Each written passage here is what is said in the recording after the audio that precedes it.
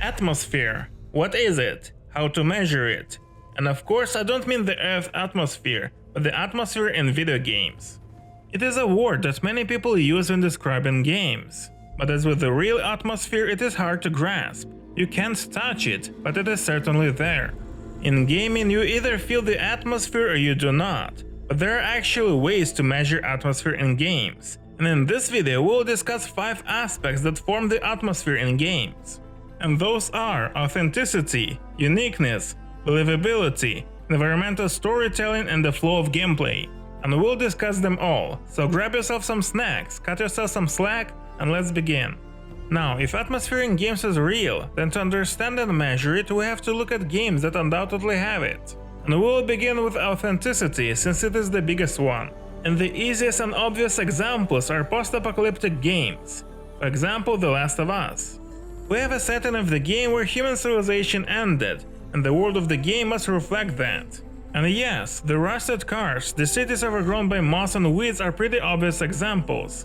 But when we're talking about authenticity, it is also important to know that people may not recognize the authenticity in games. For example, Black Myth Wukong. Is that rock authentic? Is that plant authentic? Maybe it is, but absolute majority of people would not know it, unless you're Rainbow. It looks like Darwin. I mean, classic Darwin soil. Majority of people would not be able to recognize the authenticity of soil or a random plant. Though, for example, people would easily recognize a bamboo or a palm tree. They're extremely recognizable. When you play GTA 5, palm trees help create the atmosphere of Los Angeles, or Los Santos as they call it in the game. As well as the bamboo helps create the atmosphere in Sekiro. Or for example in Stalker 2, you may not know if those trees are authentic, but the Soviet-era truck is. It is recognizable and authentic. But it is not just about the visual authenticity. It is also how authentic to the world setting do NPCs act. For example, in post-apocalyptic games, they're usually cautious or even aggressive. In short, it is not only about how the things look, but how much sense do they make in the setting of the game. It affects not only the visuals, but the writing as well.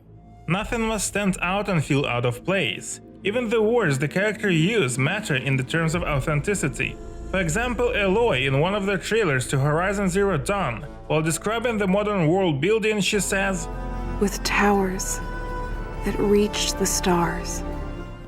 She didn't say skyscrapers, she called them towers, because it would have felt out of place to call them skyscrapers. Even though Aloy is quite aware about the old world, the people around her are not.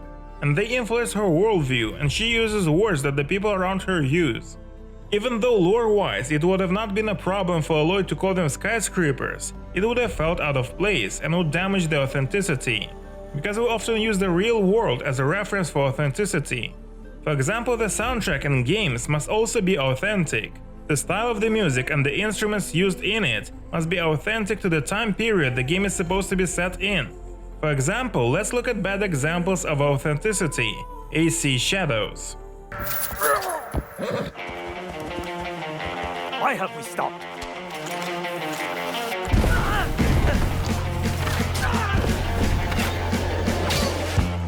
What are you waiting for? Attack! Attack!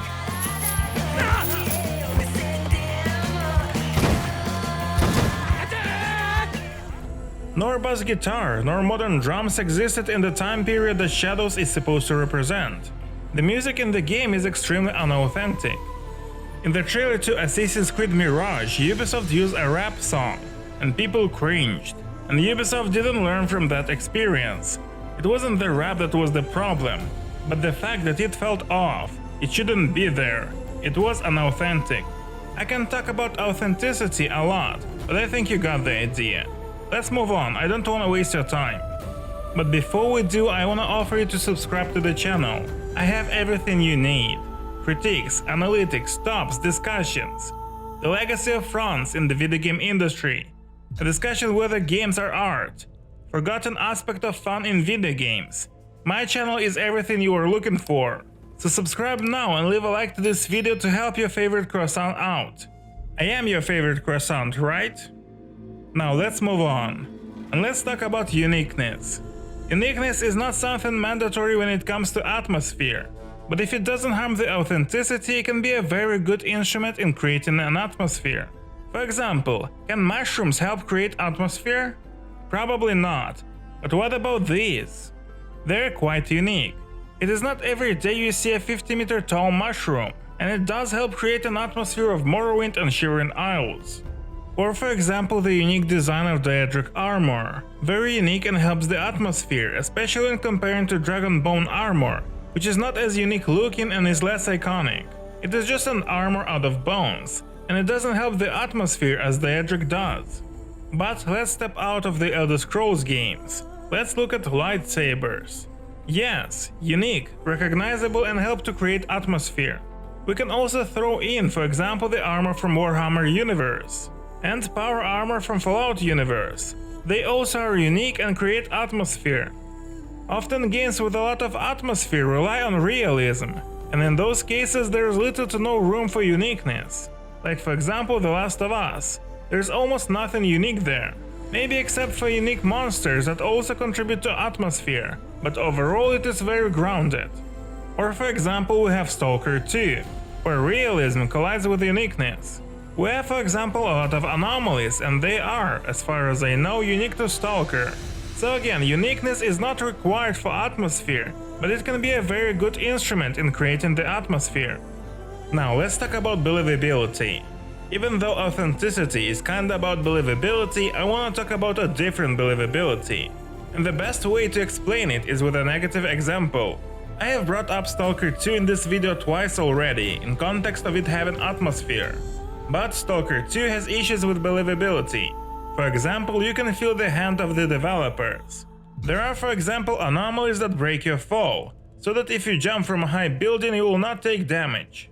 And how convenient that it is placed right where you need to jump, as if someone placed it there for the player specifically. It is not placed somewhere random, but just where you get that arch artifact, and you need to jump to escape quickly. Very convenient, isn't it? Or for example teleport anomalies that conveniently teleport you in a building that it is closed from the inside, and there is good loot in there, as if someone came up with this mini puzzle for the player. Or for example in God of War, where you solve some puzzles and then you throw your freezing axe into a mechanism to stop it. How convenient it is that you have just the thing to solve the puzzle, as if someone created this puzzle with this specific ability of yours in mind. It can be anything. A very conveniently placed red barrel near the spawn point of 10 NPCs, etc. In short, the issue of believability the most often appears when the developers create some sort of a puzzle with only one way to solve it. When there are many ways to solve it, it doesn't feel artificial. On the contrary, you feel rewarded. A good example is Kingdom Come Deliverance 1. There are many detective quests where you can complete them in many ways. Environmental storytelling. I think it is self-explanatory. It is when you can tell what was going on without anyone actually telling you what was going on. For example, Clair Obscur Expedition 33. When you are exploring the manor, you can for example figure out that this is Alicia's room. She likes to read. There is her library and there is her typewriter. And there is her brother's room. There are the toy trains and there is the piano. And there is the plushy toy that inspired him to paint you-know-who. Or an environmental storytelling may be a scene of death, when you look at a corpse and can figure out how they died. For example, this picture, a skeleton with a large bottle inside, and they have the grease scroll in their inventory. Yes, it is a comedic relief from the developers, but it is a perfect example of environmental storytelling. No words need to be pronounced, but you understand exactly what was going on. It was an adventurous soul and their experiment failed. And finally, the flow of gameplay.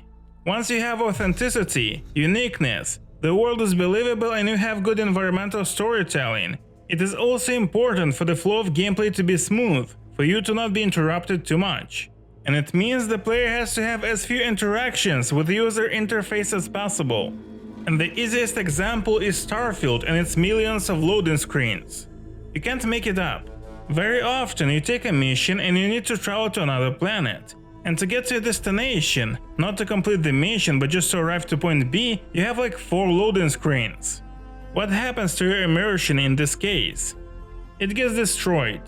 How are you supposed to be immersed in the atmosphere of the game if you stare at an empty screen for minutes? But it is not just the loading screens, it is UI in general. The more the player interacts with it, the worse.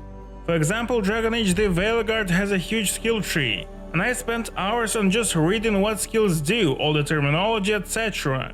And it is when the majority of the skills are actually plus 10 to blah blah blah. In short, if the player spends hours in the UI and not in the gameplay, it doesn't help the atmosphere. The gamer isn't immersed in it. But to not hurt the atmosphere too much with the UI, it helps to stylize the UI. For example, to have something like a Pip-Boy in Fallout, but the menu is kinda a feature. Or for example Metro Exodus, but the UI is literally a physical object, like a map and a quest log that is physically written on a piece of paper, or like an actual timer on the watch on your hand. I love Metro Exodus UI. Now, sometimes it helps just even visually to stylize the UI, like for example in my favorite game Oblivion. I won't talk much about it, it looks authentic. The map looks like a real paper map. The objects in the inventory looks like it is a drawing. It is just good. And now compare it with the UI in Skyrim. Modern, digital, fake. And it doesn't help the atmosphere. In short, less UI is good. A lot of UI is not good. And of course, you can get rid of UI completely, but at least you can stylize it.